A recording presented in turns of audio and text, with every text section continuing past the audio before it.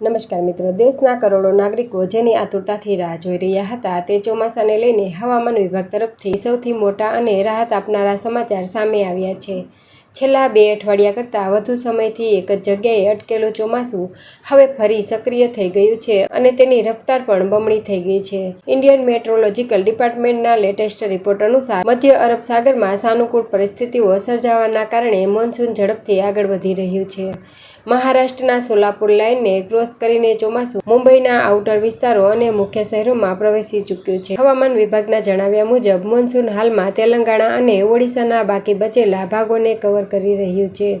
આ સિવાય છત્તીસગઢ, ઝારખંડ અને બિહારમાં પણ ચોમાસાની ગતિવિધિઓ સ્પષ્ટપણે જોવા મળી રહી છે। 23 જૂનના રોજ મોન્સૂન બિહારના મોતીહાર સુધી પહોંચી ગયું છે અને ત્યાંથી આગળ વધવા માટે પૂરતો ભેજ મળી રહ્યો છે। ચોમાસાની આ તીવ્ર ગતિના કારણે આગામી દિવસોમાં તેલંગાણા, છત્તીસગઢ, ઓડિશા અને ઝારખંડના લોકોને અસહ્ય ઉમસ અને ગરમીમાંથી મોટી રાહત મળશે અને ધોધમાર વરસાદ શરૂ થશે। હવામાન નિષ્ણાતોનું અનુમાન છે કે આગામી 2 થી 3 દિવસની અંદર મોન્સૂન ગુજરાત, મહારાષ્ટ્રના બાકી ભાગો, છત્તીસગઢ અને મધ્યપ્રદેશના કેટલાક મહત્વપૂર્ણ વિસ્તારોને સંપૂર્ણપણે કવર કરી લેશે। જ્યારે ઉત્તર પ્રદેશની વાત કરીએ તો આગામી 3 થી 4 દિવસમાં ચોમાસું યુપીમાં સત્તાવાર રીતે દસ્તક આપી શકે છે।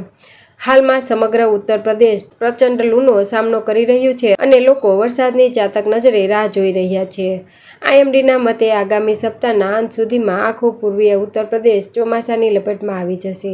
જોકે પૂર્વીય ઉત્તર પ્રદેશમાં 24 થી 27 જૂન સુધી હવામાન મુખ્યત્વે સૂકું રહેવાની શક્યતા છે। ત્યારબાદ 28 અને 29 જૂનના રોજ કેટલાક સ્થળોએ ગાજવીજ સાથે હળવાથી મધ્યમ ઝાપટા પડી શકે છે। ત્યાં સુધી લોકોને ગરમી સહન કરવી પડશે। અગાઉ હવામાન વિભાગે આગાહી કરી હતી કે મોન્સૂનને મુંબઈ પહોંચવામાં 48 કલાક જેટલો સમય લાગશે, પરંતુ પવનની તેજ ગતિ અને મજબૂત સિસ્ટમના કારણે ચોમાસું ધારણા કરતાં વહેલું મુંબઈના સીમાડા સુધી પહોંચી ગયું છે અને ત્યાં ઝરમર વરસાદ શરૂ થઈ ગયો છે। રાજધાની દિલ્હીમાં આ વર્ષે ચોમાસું પહોંચવામાં સામાન્ય સમય કરતાં 1 અઠવાડિયા જેટલું મોડું થઈ શકે છે।